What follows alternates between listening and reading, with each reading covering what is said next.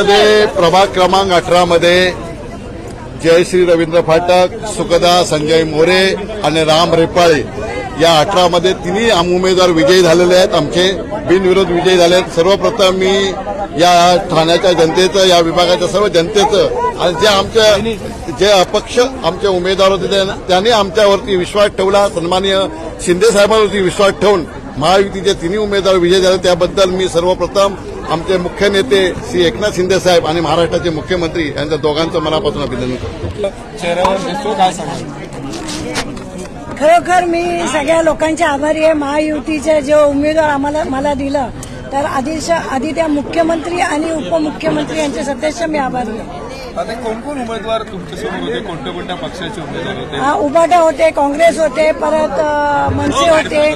मला वाटतं सगळ्यांनी माघार घेतली. हे फक्त शिंदे साहेबांमुळेच घेतलंय.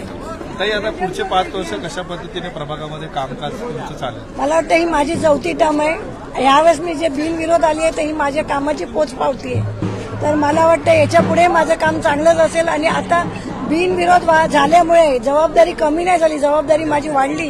कारण पुढच्या टायमाला हा गड राखला पाहिजे, त्याच्यासाठी मी हा काम करावं लागेल.